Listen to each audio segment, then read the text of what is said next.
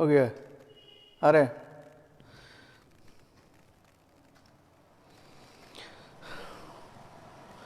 हरिओम हरिओम।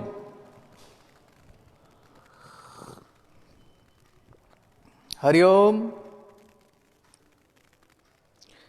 चलो एक बार राधे राधे बोल दो।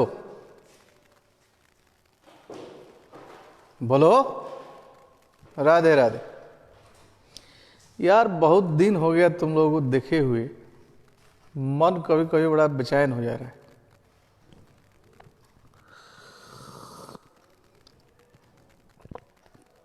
कुछ उपाय भी नहीं है। चलो ठीक है, never mind. We have to understand what the world is facing now. अच्छा, आज कॉम्पिटिटिव लेक्चर 4 है।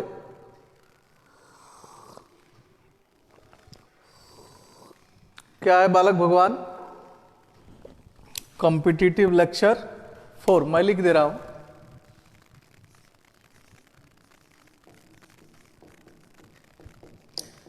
Competitive lecture 4।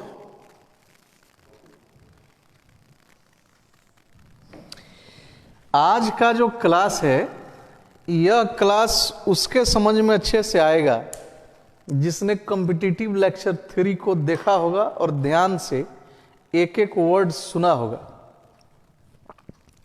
बहुत कुछ मैंने उसमें सिखाया था। जैसे उसमें मैंने सबसे पहले बताया था word about spheres of knowledge, जिसमें 10 वर्ड्स थे और 10 से 30 कैसे बनेगा ये सारा प्रोसेस मैंने समझाया था। उसके बाद मैंने 4 वर्ड्स और बताए थे, words about an abnormal condition of mind, यानी मस्तिष्क की असामान्य अवस्था कभी कभी हो जाती है। उसके बारे में भी कुछ वर्ड्स, लगभग मुझे जहां तक याद है 4 वर्ड्स मैंने शायद बताया था। मानसिक कुछ अवस्थाएं होती हैं जो कभी कभी एबनॉर्मल हो जाती हैं। अब कभी कभी किसी को नींद नहीं लगता है, निरंतर जागते रहता है। कोई कोई है जो निरंतर उदासी की अवस्था में रहता है। कुछ भी हो जाए, उस ससुर के चेहरे पर 12:05 नहीं हो सकता है, 1 मिनट भी नहीं होगा यार, हमेशा उदास रहता है, परिस्थिति चाहे जैसी भी हो। तो ये मानसिक एक अवस्था होता है जिसको हम लोग बीमारी के रूप में भी कभी कभी ले लेते हैं। तो मैंने 4 वर्ड्स बताया था, words about abnormal condition of mind. उसमें से कुछ वर्ड्स हम लोगों को आज भी जानना है। 4 वर्ड जो मैंने बताया था, मेरे ख्याल से वे वर्ड्स थे मेलानकोलिया,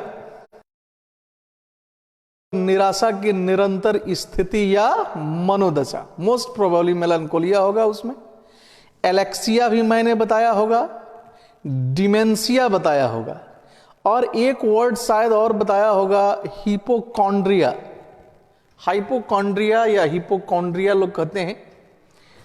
कुछ ऐसे लोग भी होते हैं जो हमेशा स्वस्थ रहते हैं, फिर भी उनको शंका रहता है कि वह बीमार है, दशा का ओर लगा देते हैं वो लोग।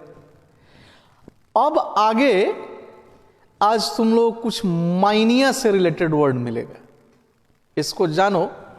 अब बड़ा इंपॉर्टेंट क्लास है बेटा। यदि आप ऑनलाइन जुड़ गए हो तो लगभग 40 मिनट का क्लास मैं आज लूंगा। मैं चाहूंगा कि आप लोग 40 मिनट मेरे साथ ही रहो, कुछ और मत देखो।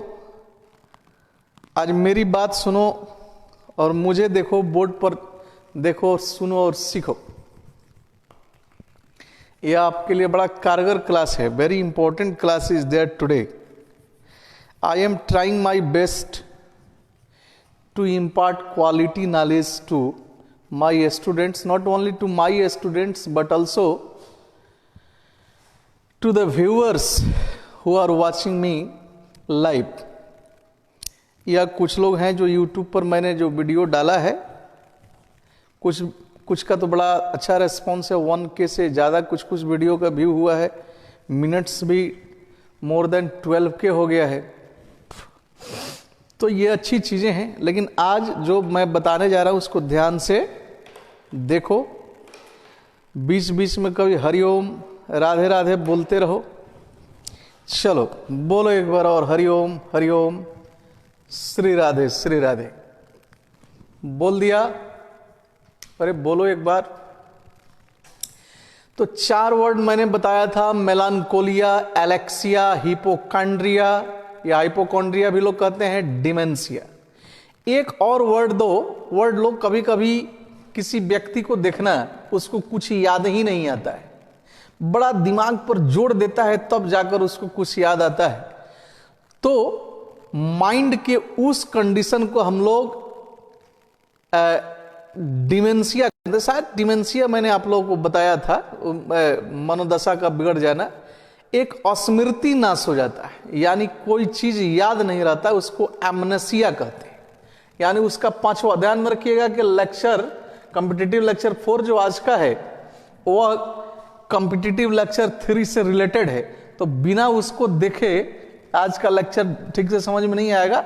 हम तो प्रयास कर रहे हैं कि समझ में आ भी जाए, आ जाएगा, निश्चित रूप से आएगा, लेकिन इसका बेहतर उपाय है कि आप जाकर लेक्चर 3 देख लेना। यूट्यूब पर भी है, फेसबुक पर भी है, अभी होगा ही, और 3 के बाद तब इसको अच्छे से पढ़ना। तो एक 5वां वर्ड एमनेसिया।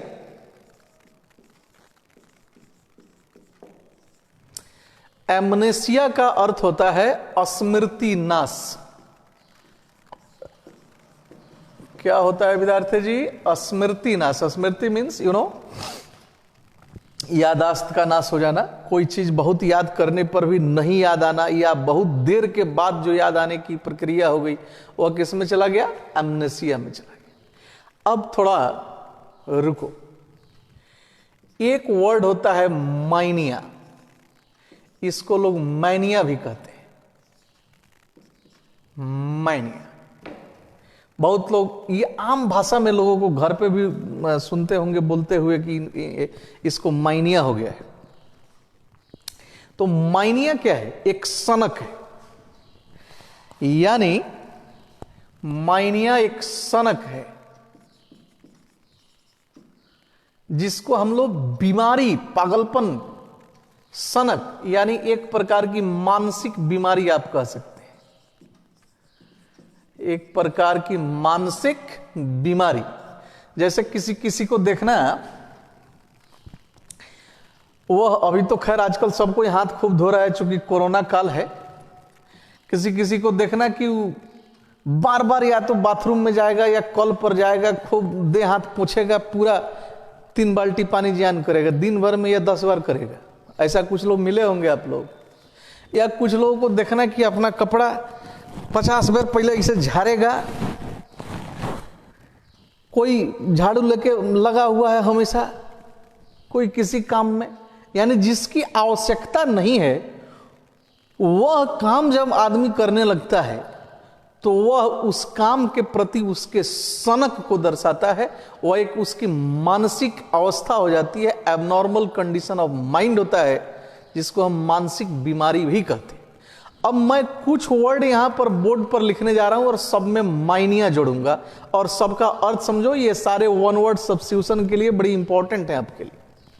छठा, इसी में चूंकि मानसिक अवस्था से मैंने जोड़ा इसको, एबनॉर्मल कंडीशन ऑफ माइंड से, इसलिए इसी के साथ लिख दे रहा हूं। छठा,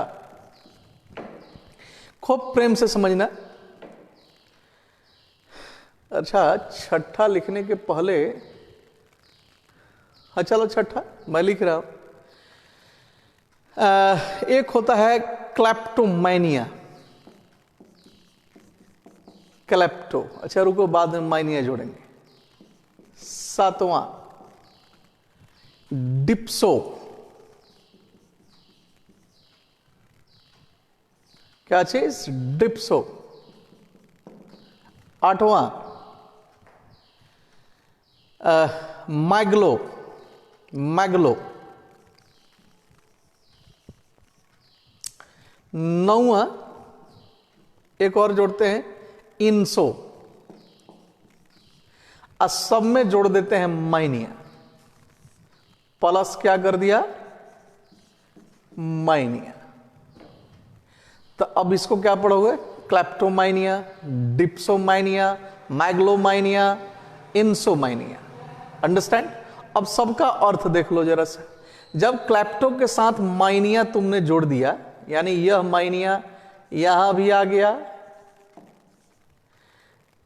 डिप्सो के साथ भी आ गया, मैग्लो के साथ भी आ गया, और इंसो के साथ भी आ गया, माइनिया जोड़ दिया तो क्लेप्टोमाइनिया। कुछ लोगों को देखना उसको चोरी करने की बड़ी प्रबल इच्छा होती है। कोई भी चीज देखेगा तो सोचेगा कि इसको किसी न किसी बहाने हम चुरा ही लें, आंख के पलकत पर वह उसको उठा के पार हो जाता है। तो क्लेप्टोमाइनिया वही है, यानी चोरी करने की प्रबल इच्छा। क्या चीज?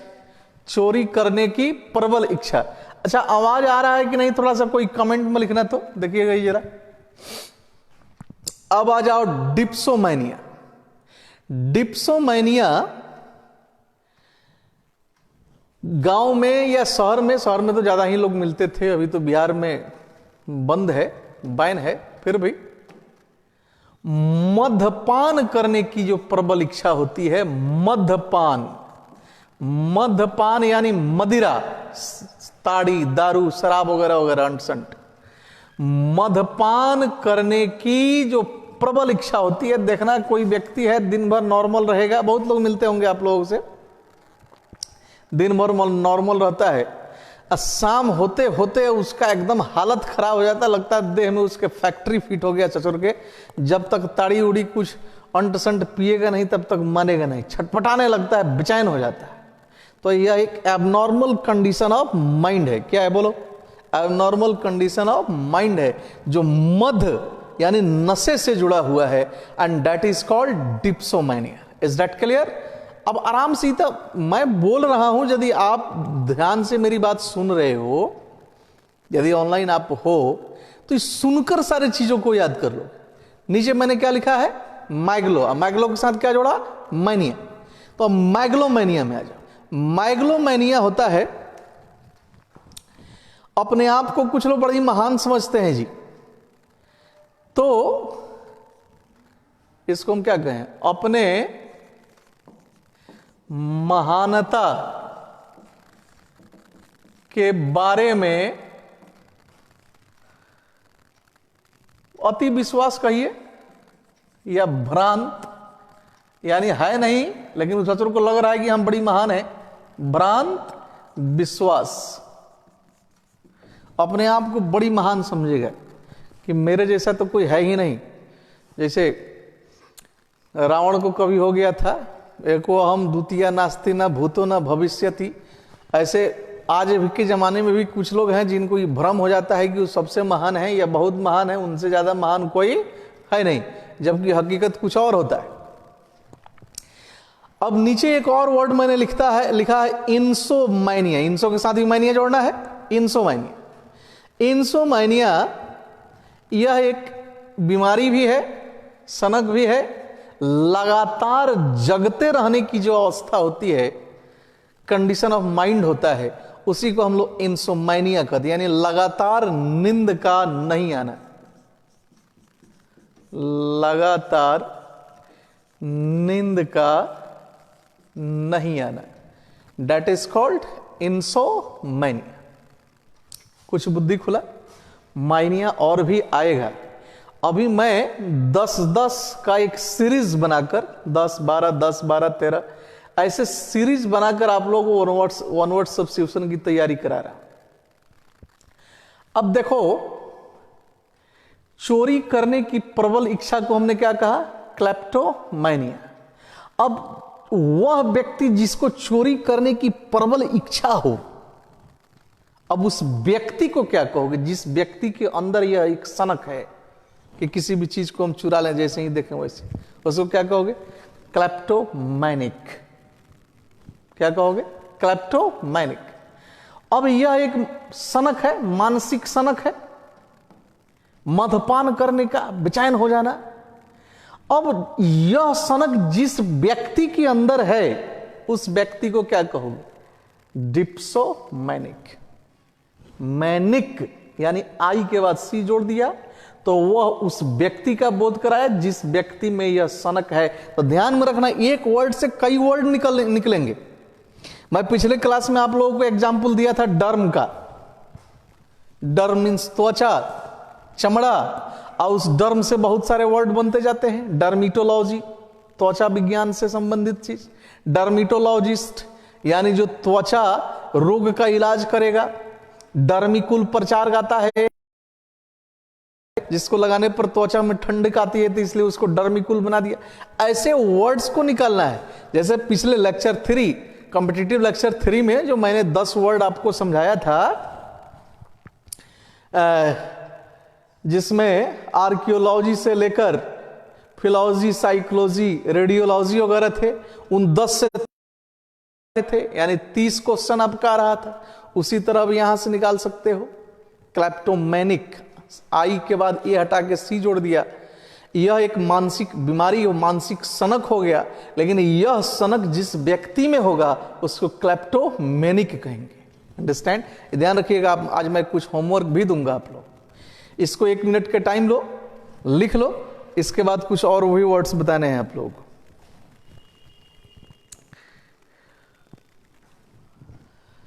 लिखो।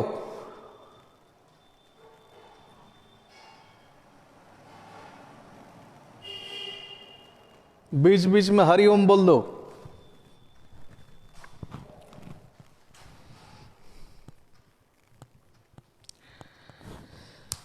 चलो ठीक, इधर जगह खाली है। नीचे नीचे तक आ रहा है जी, देखो, देखिएगा यहां तक।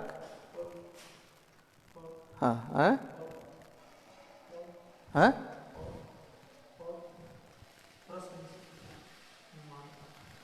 चलिए ठीक। कुछ चीज हम लोग और जानते हैं, कुछ चीजों को और जानते हैं जो यह भी, इसका भी एक सीरीज मैंने तैयार किया है जी। यहां आइए। अब हम लोग कुछ थ्योरी को जानते हैं। Theories about life, art and philosophy. Theories about life, art and philosophy. Philosophy का अर्थ मैं लिख दे रहा हूं। फिलॉसफी का अर्थ होता है दर्शन शास्त्र। What happened? अच्छा, थ्योरीज का अर्थ होता है सिद्धांत, तो जानते ही हो। इसको मतवाद भी कह सकते हो। मतवाद यानी विचार। क्या कह सकते हो? मतवाद या विचार। तो अब हम लोग कुछ ऐसे वर्ड्स को जानने जा रहे हैं जो जीवन विज्ञान, जीवन कला या हमारे दर्शन शास्त्र, धार्मिक विचार एक होता है, उससे जुड़े हुए हों, उसके मत के बारे में बतलाते हैं।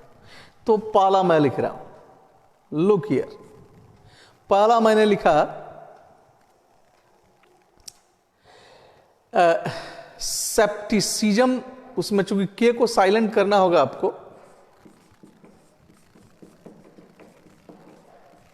सेप्टिसिज्म एक होता है।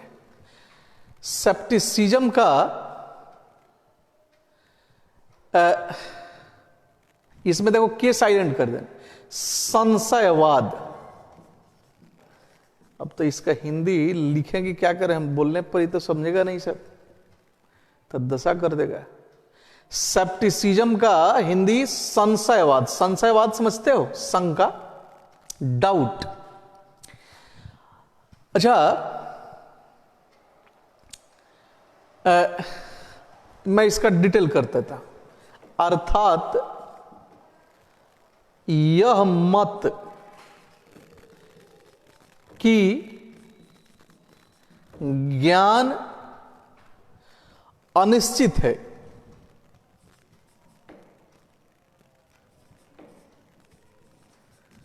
यह मत कि ज्ञान अनिश्चित है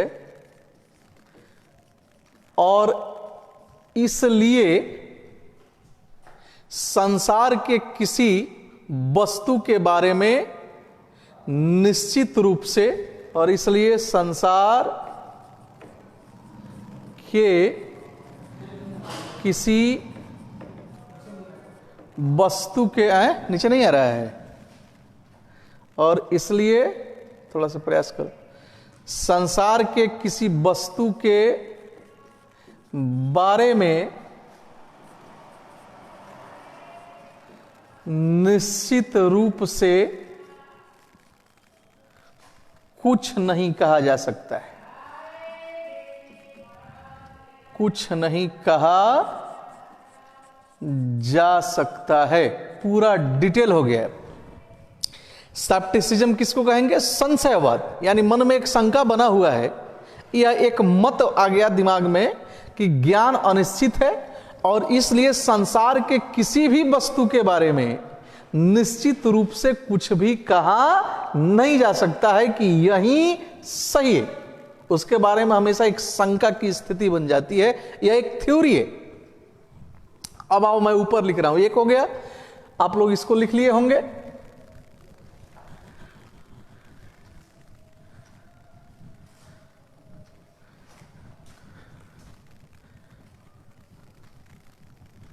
अब दूसरा देखो, दूसरा मैंने लिखा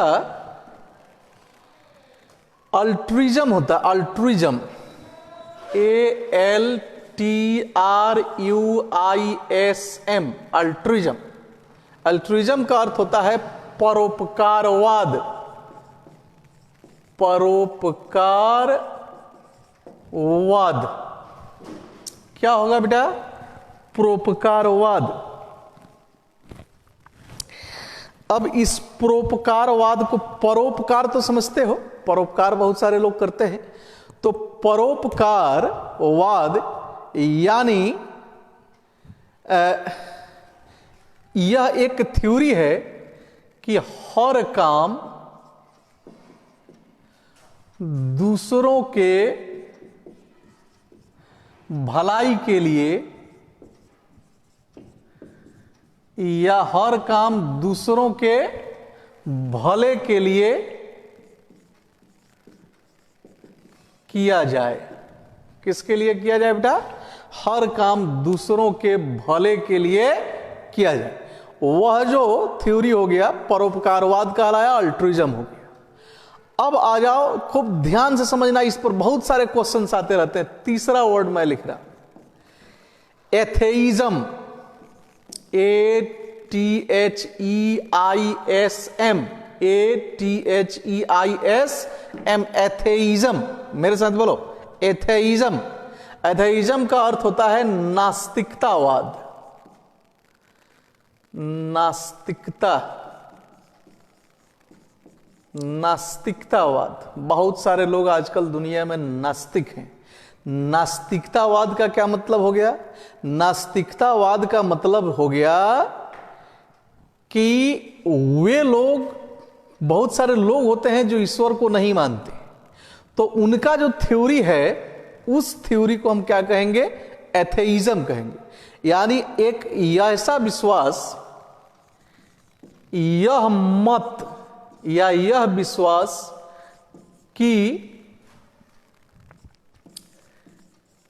ईश्वर नहीं है, यह विश्वास कि ईश्वर नहीं है, तो इस विश्वास को हम लोग क्या कहते हैं? एथेइज्म कहते हैं। अब चौथा देखिए, स्पष्ट दिख रहा है जी? सब क्लियर? देख लो तो बच्चा लोग, देखने में कोई दिक्कत नहीं ना है? बड़ा बड़ा तो मैं लिख रहा हूं। एथेइज्म मीन्स नास्तिकतावाद, यानी यह मत कि ईश्वर संसार में नहीं है। अब इसी से रिलेटेड हो गया, तो संसार में जब ऐसे कुछ लोग होंगे जो ईश्वर को नहीं मानते होंगे, तो मानने वाले लोग भी होंगे ना जी। तो अब आ गया इसमें से ए हटा दीजिए, टी से शुरू करिए, थेइज्म। क्या पढ़िएगा? थेइज्म। तो इस थेइज्म का क्या अर्थ होगा विद्यार्थी जी महाराज? थेइज्म का अर्थ होगा आस्तिकतावाद। क्या चीज? आस्तिकतावाद। आस्तिकतावाद का क्या मतलब होगा बोलिए? यानी आस्तिकतावाद कहिए या ईश्वरवाद भी आप कह सकते हैं। इसका क्या अर्थ होगा आप समझ सकते हैं। यानी ईश्वर, यह विश्वास कि ईश्वर हैं, उस मत को, उस विचार को, उस थ्योरी को हम क्या कहेंगे? थेइज्म। ईश्वर नहीं है, यह जो मत है, यह जो थ्योरी और विश्वास है, that is called atheism. Is that clear? अब इससे वर्ड बनाओ। ईश्वर नहीं है यह मान्यता क्या कहलाया? एथेइज्म। ईश्वर हैं यह मत क्या कहलाया? थेइज्म। तो वह व्यक्ति जो ईश्वर को मानता है, ईश्वर में विश्वास करता है, उस व्यक्ति को क्या कहोगे? थेइस्ट। याद रखना क्या चीज? थेइस्ट। यहां टी जोड़ देना एम हटाकर। और वह व्यक्ति जो ईश्वर को नहीं मानता है, ईश्वर में विश्वास नहीं करता है, उसको क्या कहोगे? एथेइस्ट। यानी यहां एम हटाकर क्या जोड़ोगे? टी जोड़ोगे। इतना ध्यान में रखना। तो बोलो, एक वर्ड से दूसरा वर्ड अपने आप निकल रहा है कि नहीं निकल रहा है? निकल रहा है ना? तो थोड़ा सा मन लगाइए। पांचवा, खूब ध्यान से।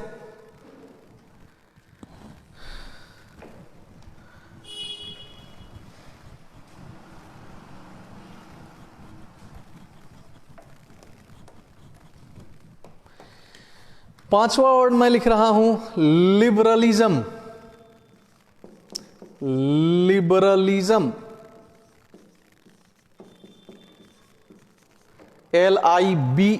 LIBERALISM, liberalism. लिबरलिज्म का अर्थ होता है उदारतावाद। उदारतावाद, उदार होना, लिबरल होना। लिबरल तो आप लोग सुने ही होंगे। तो उदारतावाद का मतलब क्या हुआ? यानी राज या धर्म के क्षेत्र में, इससे रिलेटेड आएगा क्वेश्चन, ध्यान में रखिएगा। मैं लिख दे रहा हूं, इसको थोड़ा डिटेल कर दे रहा हूं। राज्य या धर्म के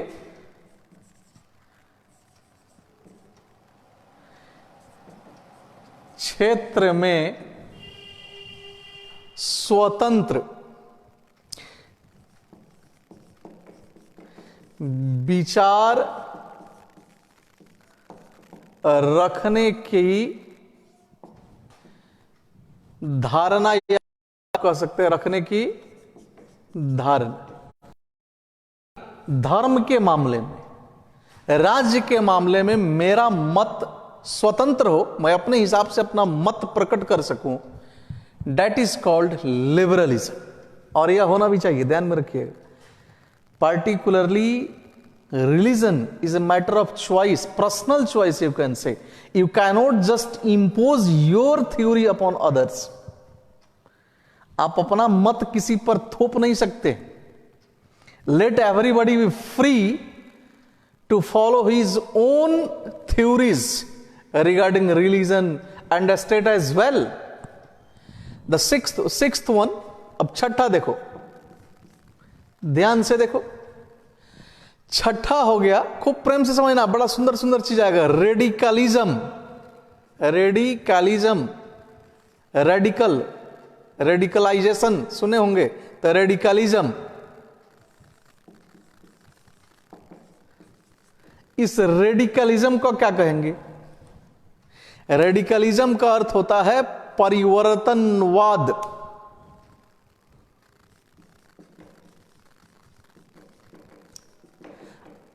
अर्थात यह मत या विचार की, यह मत या विचार की हिंसा, हिंसा तो समझ जाएगा। यह मत या विचार की हिंसात्मक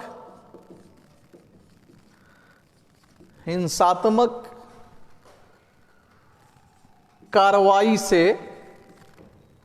यानी कार्य से, हिंसात्मक कार्रवाई से सर्वश्रेष्ठ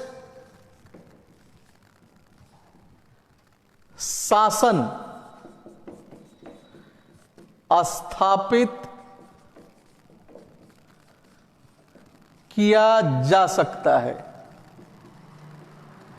अर्थात यह मत कि हिंसात्मक कार्रवाई से, मार के जबरदस्ती किसी को डराकर हम सर्वश्रेष्ठ शासन स्थापित कर सकते हैं। अपने आप को सर्वश्रेष्ठ मानने की एक भावना भी है यह, और यही झगड़े का फसाद भी होता है।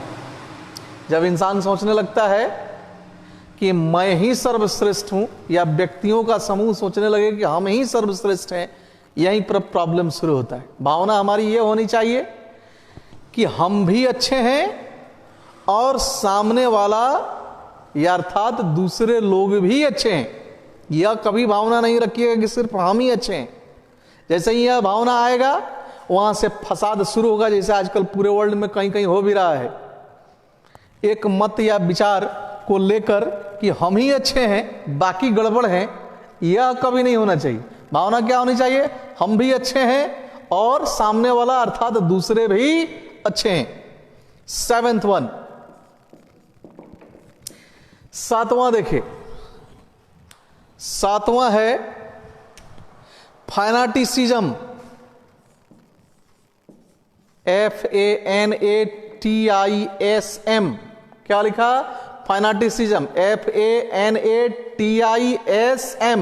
फैनाटिसिज्म का तो एक वर्ड में आप सारा अर्थ समझ जाएंगे, धर्मांधता।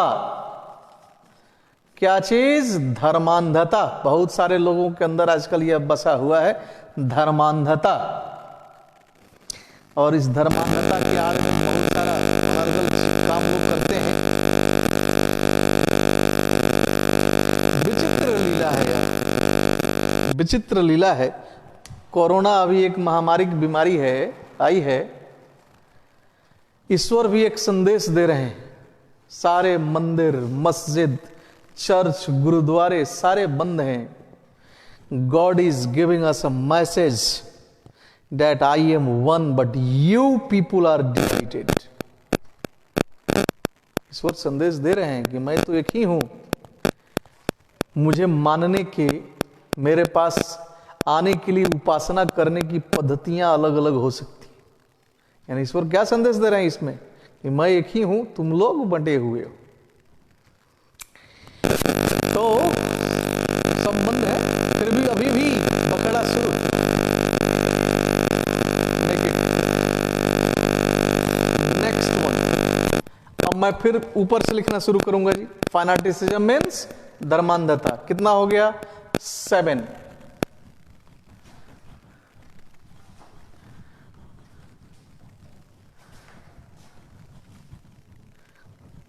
स्क्रीन ऑफ नहीं ना हुआ?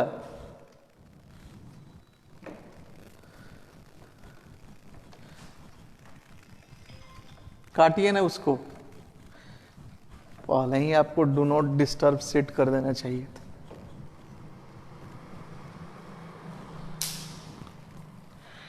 ठीक।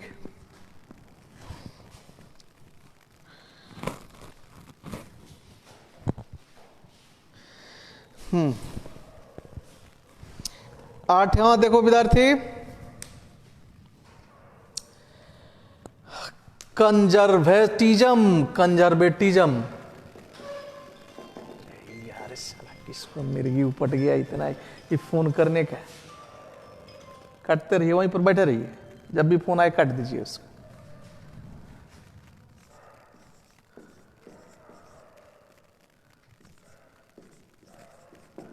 ये पहले भेजते हैं कि थोड़ा देख लीजिए, तो इस शुरू करने के पहले करना चाहिए था ना।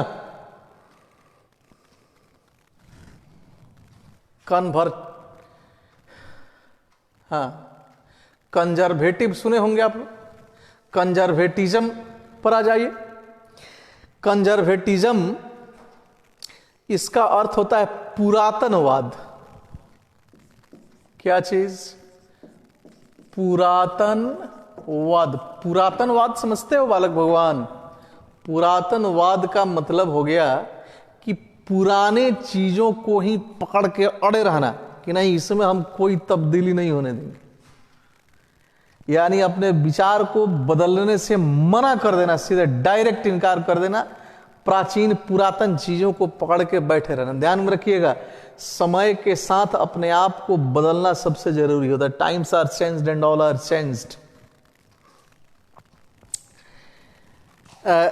वह व्यक्ति जो समय के साथ अपने आप को बदलता नहीं है, या वह समुदाय या संप्रदाय जो समय के साथ अपने आप को नहीं बदलता है, the time comes when they become aloof. एक समय आता है जब वे एलूफी ही हो जाते। बहुत सारी सभ्यताएं इस दुनिया से समाप्त हो गई। दे आर नाउ नो मोर। ऐसा क्यों हुआ?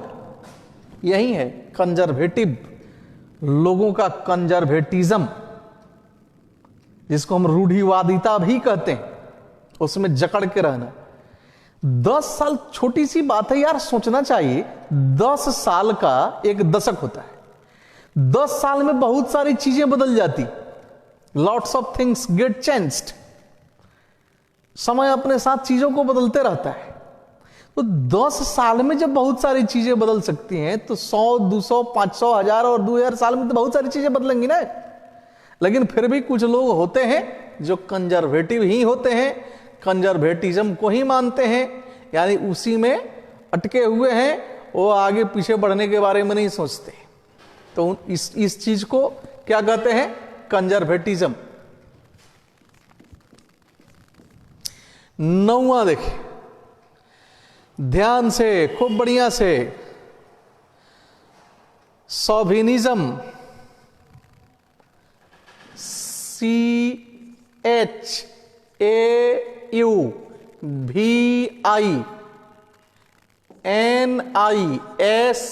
CHAUVINISM, chauvinism.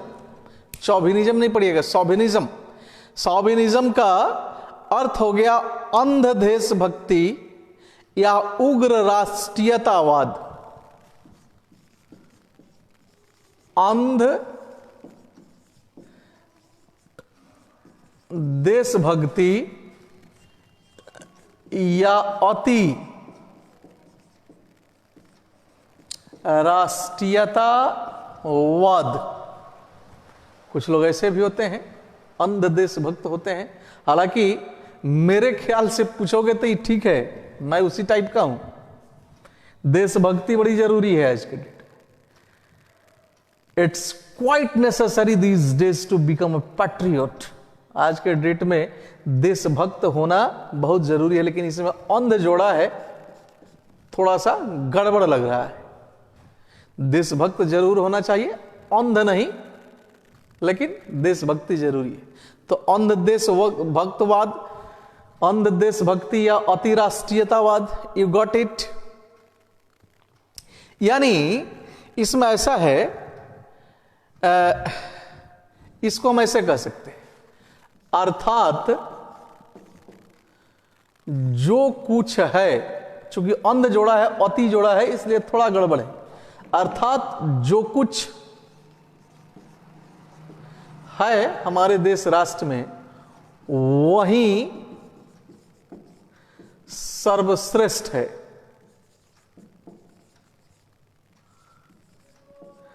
जो कुछ है वही सर्वश्रेष्ठ है। किसी परिवर्तन की आवश्यकता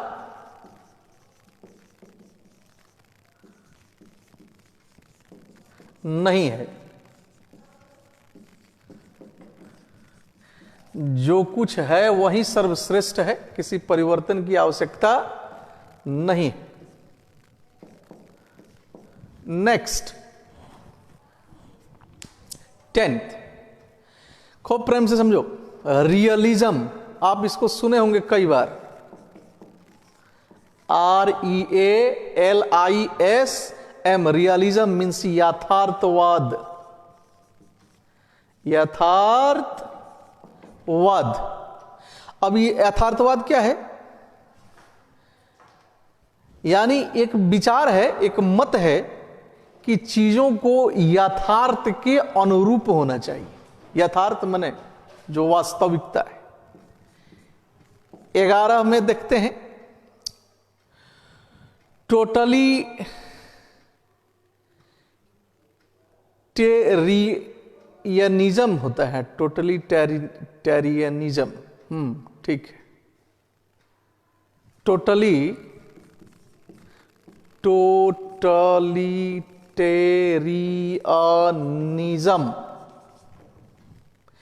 टोटलिटेरियनिज्म इसका अर्थ होता है सर्वसत्तावाद।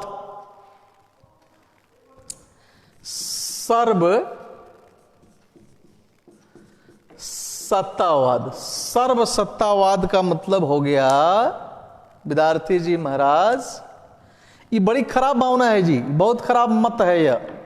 कुछ देश में पहले था, समझ लो इसको, सर्वसत्तावाद अर्थात राज्य या देश ही सब कुछ है, नागरिक कुछ नहीं। क्या मतलब हुआ? अर्थात राज्य ही सब कुछ है, नागरिक कुछ नहीं। ये बड़ी गड़बड़ चीज है। 12, रोमांटिसिज्म।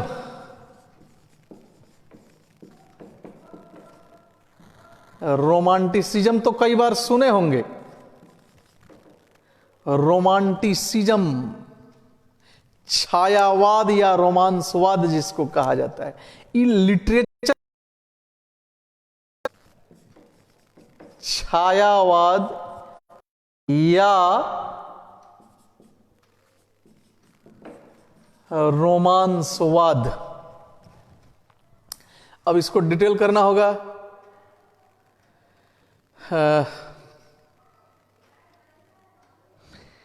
कभी कभी कुछ कवि ऐसे होते हैं, जैसे ode to the west wind PB Shelley ने लिखा था, या ओड टू द एटमन, ये आप लोगों को मैंने पढ़ाया था, जॉन किट्स का लिखा हुआ है। काल्पनिक दुनिया में खो जाते हैं और निर्जीव जड़ चीजों में भी चेतन डाल देते हैं। लगता है कि वो वास्तविकता परोस रहे हैं और उसी कल्पना में जाकर वह वास्तविक जीवन जीने लगते हैं। एक कविता थी लेक इजले ऑफ इनिसफ्री, जिसमें कवि का मन उचट जाता है इस दुनिया से, तो वह अपने लिए एक अलग दुनिया का ही निर्माण कर लेता है। नाम दे देते हैं इनिसफ्री। वहां दिन और रातें, उसमें हर नीले और लाल रंग की हल्की चमक होंगी। ऐसे ऐसे दिन रात और दुनिया की कल्पना करते हैं। तो उस तरह की काल्पनिक जो बातें होती हैं जिसमें यथार्थ भी रहता है, यानी लगता है कि यह यथार्थ है, सही में है, ऐसा हो सकता है, ये बहुत कला है, कलाकारी की चीज है, उसी को हम लोग रोमांटिसिज्म कहते हैं। और उस तरह के माने काल्पनिक चीजों को यथार्थ के रूप में पेश करने वाले कवियों को हम लोग रोमांटिक पोएट कहते हैं। याद रखिए, यानी हम क्या कहें, सो कला और साहित्य को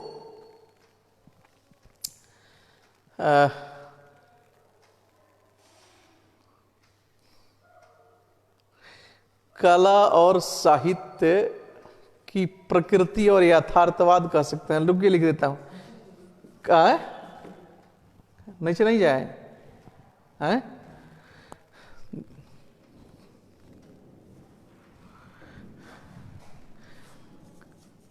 कला और साहित्य, अच्छा मैं ऊपर मिटा के लिख रहा हूं जी, ऊपर से देख लेना।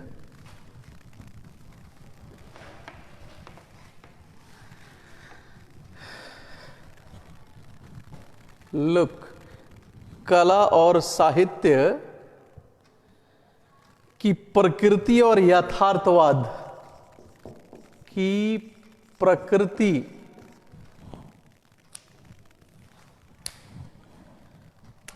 और यथार्थवाद, यानी यथार्थ माने वास्तविक स्थिति, यथार्थवाद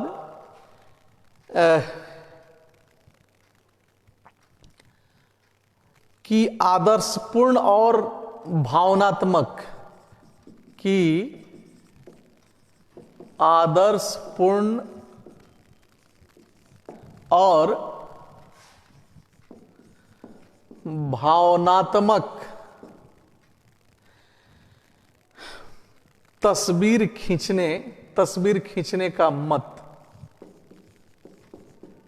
तस्वीर खींचने का मत, यानी कुछ ऐसी काल्पनिक बातों को लाकर इस रूप में लोगों के सामने रखना कि वह लगे कि रियलिज्म है, यथार्थ ही है।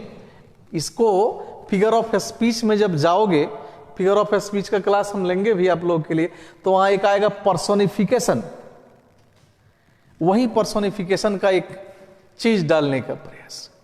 एक और वर्ड मैं लिख रहा हूं, उसके बाद होमवर्क मिलेगा आप लोगों को। 12 हो गया ना, 13। इंडिविजुअलिज्म, INDI,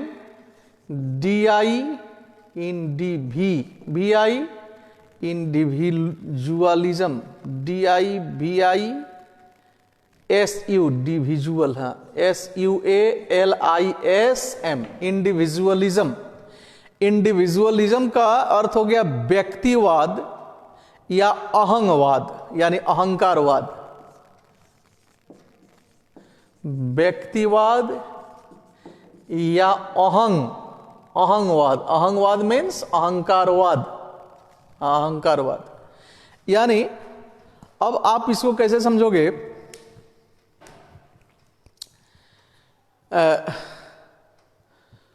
स्वतंत्र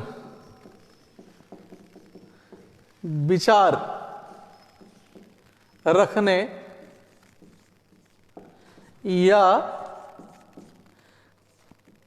कर्म करने का आदत या मत, यानी हम अपने काम में किसी को शामिल नहीं करेंगे, या अपना जो विचार है उसी के हिसाब से हम आगे बढ़ेंगे, अपना काम करेंगे। यह एक जो मत होता है, दैट इज कॉल्ड इंडिविजुअलिज्म। तो कुछ सीखे हो। अब लेक्चर, कॉम्पिटिटिव लेक्चर 3 तथा कॉम्पिटिटिव लेक्चर 4 दोनों को मिलाकर मैं चाहता हूं कि कम से कम 4 या 5 वन वर्ड सब्स्टिट्यूशन आप लोगों को होमवर्क के रूप में दूं, उसको बनाओ, प्रैक्टिस करो।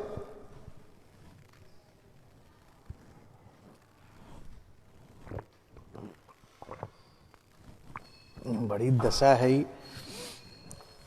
हाँ चलो ठीक है, अब आ जाओ विद्यार्थी जी महाराज। अब मैं यहां होमवर्क लिखने जा रहा हूं। होमवर्क, इसको याद कर लेना, आज का क्लास कितना इंपॉर्टेंट था। देखो माइनिया से रिलेटेड वर्ड सीखे हो, जो एबनॉर्मल कंडीशन ऑफ माइंड है, theories about life, art and philosophy जाने हो। तो तीसरा और चौथा, फिर 5वां क्लास इसी से रिलेटेड होगा, ध्यान में रखिएगा। तो तीसरा और चौथा दोनों को वीडियो जो मैंने डाला है या लाइव जो देख रहे हैं, इसको पढ़ने के, अच्छे से पढ़ने के बाद बनाइएगा। क्वेश्चन पहला मैं क्वेश्चन ऐसे होमवर्क में मैं लिख दे रहा हूं, right one word of the following. Right one word means एक शब्द, ऑफ द फॉलोइंग, यानी निम्नलिखित कई सारे शब्दों में जो मैं लाइन लिखने जा रहा हूं उसको एक शब्द में आप व्यक्त करोगे। पहला, माइनिया फॉर स्टीलिंग आर्टिकल्स। माइनिया, इसमें बुद्धि लगाना है आप लोगों को। माइनिया, माइनिया की चर्चा आज हुई है। माइनिया फॉर स्टीलिंग आर्टिकल्स। अब इसको हम क्या कहते हैं, यानी आपको वन वर्ड में यहां लिखना है। माइनिया फॉर स्टीलिंग आर्टिकल्स को क्या कहते हैं। एक और क्वेश्चन है दूसरा, दोनों एक दूसरे से रिलेटेड हैं। दूसरा क्वेश्चन है has irresistible urge to steal one who has irresistible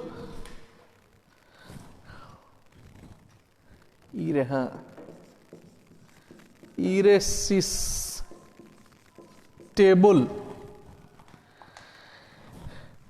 तीव्र इच्छा होती है, अर्जे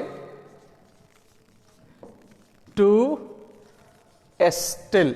थोड़ा सा बुद्धि लगाइएगा, दोनों क्वेश्चन बन जाएगा। आपको इसका वन वर्ड लिखना है। और ये दोनों क्वेश्चन ध्यान में रखना, माइनिया फॉर स्टिलिंग आर्टिकल्स या one who has irresistible urge to steal, ये दोनों क्वेश्चन एग्जाम्स के हैं। मैंने लिख रखा है, ये पूछे गए थे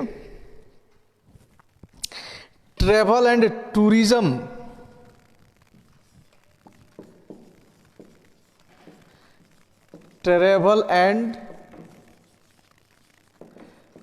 टूरिज्म ग्वालियर में यह एग्जाम हुआ था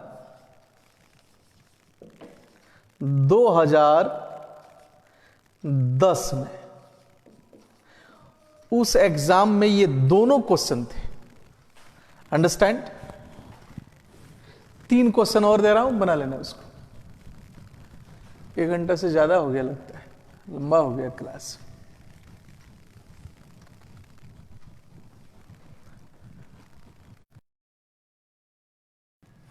तीसरा question, one who studies insect life, one who studies insect, यह क्वेश्चन तभी बनेगा जब लेक्चर 3 देखिएगा। इंसेक्ट लाइफ, इंसेक्ट में कीड़े मकोड़े होता है। अच्छा जी,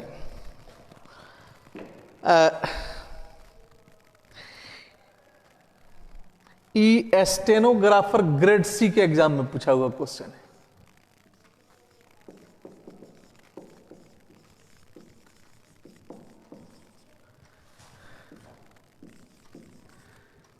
grade C,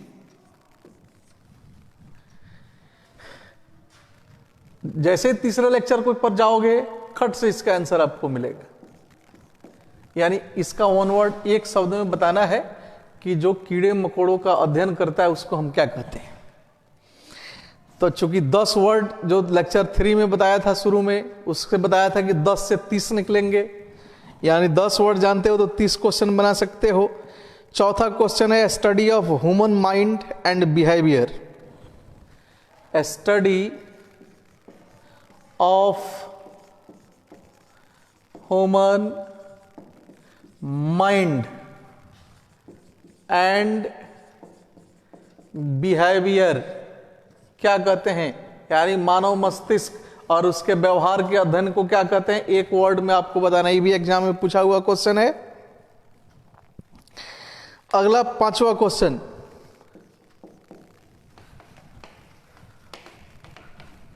question number 5, principal और हैबिट ऑफ, प्रिंसिपल मान सिद्धांत और हैबिट, हैबिट में आदत आप जानते हो, of independent thought, of independent thought और एक्शन। अब एक शब्द में बताइए कि इसको क्या कहते हैं। स्वतंत्र सोच और कर्म को हम क्या कहते हैं। अभी थोड़ा देर पहले मैं बताया था इसको, यानी यह लेक्चर 4 यानी आज के लेक्चर से related. Next one, last one, 6 ही क्वेश्चन बनाइए। साइंस ऑफ द मूवमेंट, बड़ा इंपॉर्टेंट क्वेश्चन है, लेक्चर 3 से रिलेटेड है। Science of the movement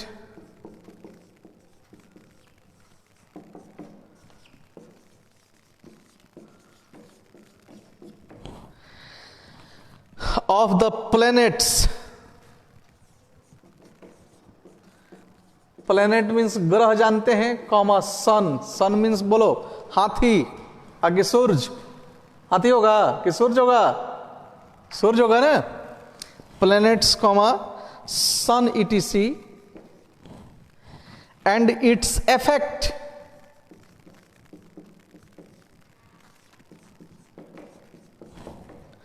on human lives.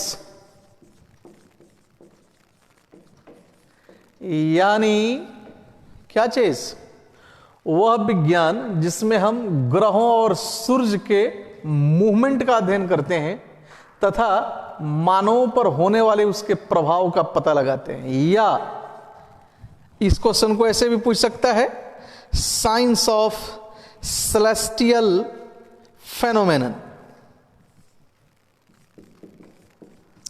Science of celestial phenomenon. Celestial का अर्थ मैं लिख दे रहा हूं, खगोलीय, खगोलीय समझते ना हो, फेनोमेनन। अब इसका वन वर्ड आपको बताना है कि एक शब्द में उसको हम क्या कहते हैं। तो विद्यार्थी जी महाराज, समझ में आया क्लास?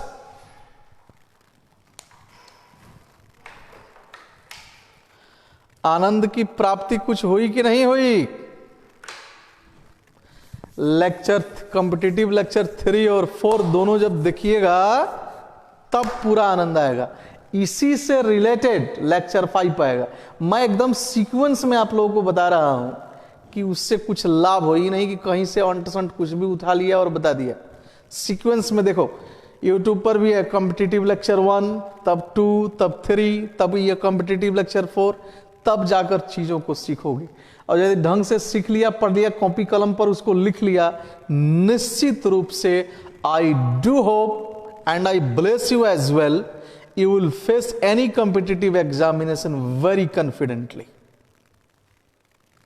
बुझे बालक भगवान? चलिए, thank you very much for watching me. पढ़िए भी। Wish you all the best at the same time. Have a nice day everybody. Have a wonderful day. पढ़ते रहो। चलो एक बार हरि ओम बोल दो। राधे राधे।